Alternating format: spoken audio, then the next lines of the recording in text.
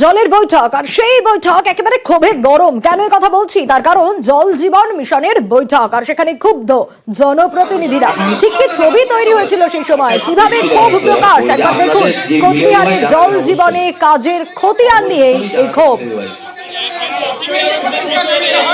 তোদের বক্তব্য শুনবে রে ভাই, তোদের বক্তব্য শুনবে, একটু ধৈর্য ধর। এডিএম সাহেবরা চলে এসছে, এডিএম সাহেবরা বসবে, এডিএম সাহেবরা বলে এসছে, চলে এসছে।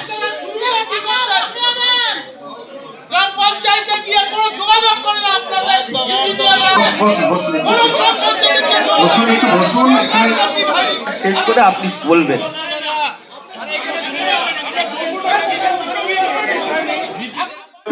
আমাদের দিনহাটা টু বর্ষাচল গ্রাম পঞ্চায়েত এখন পর্যন্ত একটা বাড়িতেও কোনো জলের কানেকশন যায়নি। ইভেন এখনো পাইপ লাইনের কাজ কমপ্লিট হয়নি। এরা শুধু বলছে 60%, এত পার্সেন্ট, অত পার্সেন্ট হয়ে গেছে, এখনো পূর্ণাঙ্গভাবে কোনো কাজ করেনি। এবং এদের সঙ্গে যোগাযোগ করা হলে এরা কখনো গ্রাম পঞ্চায়েতে গিয়ে যোগাযোগ করে না। কাজ করতে গিয়ে প্রায় 80% কাজ দিয়ে 20% হয়নি।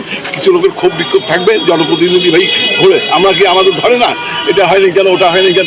আমিও তো নিজে প্রশাসন বললাম, কিছু কিছু আছে অফিসার যারা ডিস্টার্ব দেয়, যেমন গ্রামে আমাদের লোকও ডিস্টার্ব দেয়, যারা প্রশাসনের লোকও ডিস্টার্ব দেয়, যাতে সবাইকে নিয়ে করা যায় এবং সবাই মিলে করা যায়, এটা চেষ্টা করা হচ্ছে। ডেবরার কৃষকরা পড়েছে জল সংকটে। শীতের মরশুমে সবজি চাষে ক্ষতি, কারণ রিভার পাম্প বিকলে সেচের সমস্যা। জল কিনতে বাধ্য হচ্ছেন ডেবরার কৃষকরা।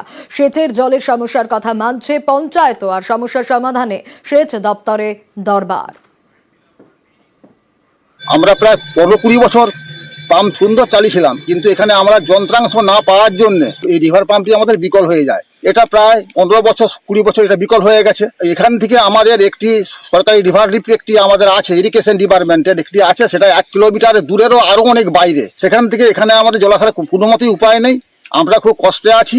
আমাদের সবজি চাষের পক্ষে জলের সমস্যা দেখা দেয়। অনেক কষ্ট করে আমার দিকে হেতাহতার দিকে মেশিন টেশিন এনে চাষ করতে হয়। জেলা পরিষদের রিভার পাম্প ছিল একটি, সেটা বিকল হয়ে গেছে আজ থেকে প্রায় 20 বছর আগে।